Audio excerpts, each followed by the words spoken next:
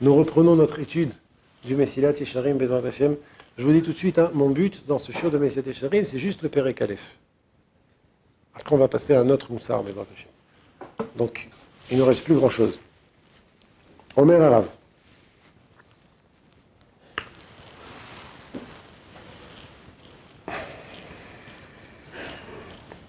La dernière fois, on a expliqué que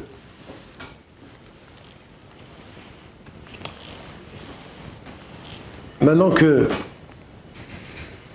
on sait que le but de la création de l'homme, on a été créé dans ce monde pour arriver au Olam Haba, c'est-à-dire on est dans ce monde, pas pour ce monde, on est dans ce monde pour se préparer à quelque chose de bien plus grand qui est dans le Olam Haba.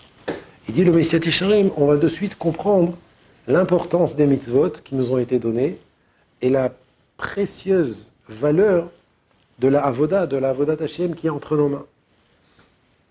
Parce que ce sont les moyens qui nous permettent d'arriver à bon port, à Olam Haba. Comme j'expliquais déjà la dernière fois, il faut bien savoir que pour arriver à Olam Haba, le seul derrière, le seul chemin, c'est dans ce monde, et la seule manière d'y arriver, c'est par le biais des mitzvot. Il n'y a pas d'autre moyen. Même si un homme il a d'excellentes midot, qui est la base de tout. Les midot, c'est la base de tout, mais ça ne suffit pas. Les bonnes midot, les bonnes vertus, les bonnes qualités, c'est la base de tout. Aval, ça ne suffit pas. Il y a quelque chose qui est au-dessus, c'est l'accomplissement des mitzvot. C'est intéressant, parce que d'un côté, sans les midot, on ne peut pas faire les mitzvot. Mais d'un autre côté, qu'avec les bonnes midot, on n'arrivera pas au Olam Haba. Il faut les deux. La base, c'est les bonnes midot. Et les moyens, c'est les mitzvot. Sans les mitzvot, écoutez ce qu'il dit le Mesilat Yesharim. Asher bil Adam, sans les mitzvot, lo yusag klal. On ne pourra pas du tout atteindre le Olam Haba. C'est extraordinaire.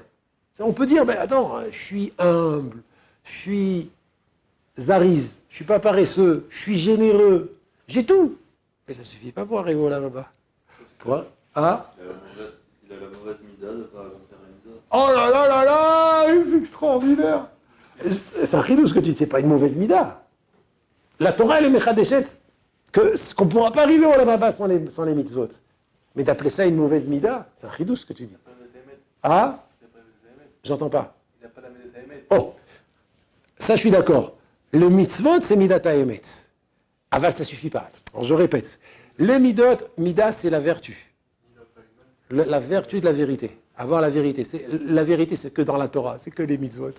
Donc, il faut deux choses. Il faut les midot, les bonnes qualités, l'humilité, la gentillesse, la générosité, un bon œil, un bon cœur. Mais ça suffit pas. Sur ça, il faut accomplir les mitzvot. Et c'est grâce à cette symbiose des midot et des mitzvot que l'homme il va pouvoir arriver au Olam Haba. Et là, le Mesilat Yesharim nous dit encore un chidouche. Ve'ulam.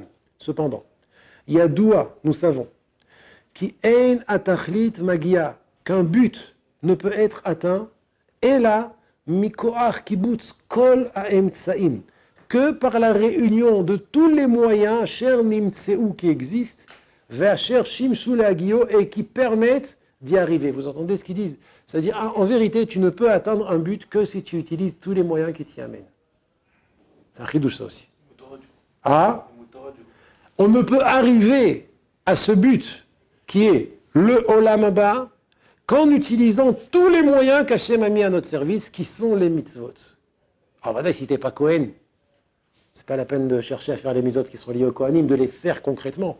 Mais concernant le Limud Torah, par exemple, tu ne pourras pas arriver à la shlemut du Olam Haba, qui est le but pour lequel tu as été créé, si tu n'as pas étudié toute la Torah.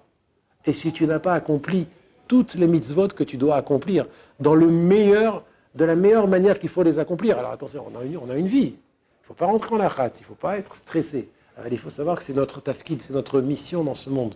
Parce que sinon, on ne pourra pas arriver au Olam Haba sans avoir profité de tous les moyens qui sont mis à notre disposition. Shlemut, c'est la perfection, exactement. Shlemut, c'est la perfection. Encore un chidouche du Mesilat Yesharim. Ukefi koach ha'emtsaim. Ça, c'est une phrase du Mesilat Yesharim qui est très importante. Selon la force que tu investis dans ces mitzvot, qui sont les moyens. Veshimusham. Et la manière dont tu les utilises. Ken yeh atachlit. Tel sera le but Anolad Mehem obtenu par eux. C'est extraordinaire, ça veut dire de quoi dépend notre Olam Haba? Comment on construit notre Olam Haba? Réponse, de quelle manière tu fais tes mitzvot? Plus tu t'investis dans les mitzvot, plus ton Olam Haba sera grand. Plus tu mets de la joie dans l'accomplissement des mitzvot, plus ton Olam Haba sera grand. C'est exactement ce qu'il dit ici. Kefi koach haem tsaim. Selon la force, la vigueur que tu investis dans les moyens qui sont les mitzvot, et shimusham et leur utilisation, ken yeh atachlit anolad mehem. Ainsi, tu atteindras le but obtenu par ces mitzvot. Vekol efresh katan. C'est que des chilushim ce qu'il dit là. Vekol efresh katan. Tout petite lacune. Sheimatse ba'em tsaim que on va trouver dans les moyens. Tibachen toladeto beverur vadai. Alors la différence sera ressentie de manière claire et évidente. Be'agiaz, je vais expliquer après. Be'agiaz man atachlit. Lorsque le moment du but viendra, anolad mikibutz kulam, celui qui est obtenu par la convergence, par la réunion de tous les moyens, comme j'ai déjà écrit, c'est quelque chose d'évident. Qu'est-ce qu'il dit ici? Il dit, nous, aujourd'hui, on a l'impression que de faire un petit effort en plus dans la mitzvah, un peu plus de préparation, un peu plus de joie dans la mitzvah, un peu plus de concentration dans la mitzvah, dans la tefila, dans la Torah, dans les mitzvot, ou un peu moins, c'est pas très grave. J'étais mechaven dans ta kadosh et Shimcha kadosh, et dans ta chonen, j'ai pensé au match PSG Monaco. Ou bien même à d'autres choses, même à la Souga, j'ai pensé à la Souga. C'est pas très grave. Et Siad Shirim, il dit non. Toute différence, aussi petite soit-elle dans ce monde, que tu as investi dans les mitzvot, ça sera perçu dans le Olam Haba comme deux mondes, bichlal. Ça veut dire les différences qu'on voit ici dans les mitzvot, quelqu'un qui fait une mitzvah avec beaucoup de simcha, quelqu'un qui fait une mitzvah avec un peu moins de simcha, alors tu te dis, bon, ça va, les deux ils font la mitzvah, lui il fait un peu plus, il met un peu plus de joie que l'autre. Mais de là, tu vas dire qu'entre les deux, il y a une différence. Dans ce monde, c'est sûr qu'il n'y a pas de différence. Dans le Olam Haba, on verra que quelqu'un qui a fait la mitzvah avec plus de simcha, et quelqu'un qui a fait la mitzvah avec un peu moins de simcha, c'est deux mondes, c'est le ciel et la terre. C'est l'obscurité et le jour. C'est ce qu'il dit ici, le Meshach Yisharim. La différence, elle sera ressentie de manière claire quand le moment de profiter de tous ces moyens-là va arriver. C'est quand le moment du Olam Haba va arriver. Comme chez Katavti, Vezé Barou, je vous souhaite une très bonne soirée, messieurs.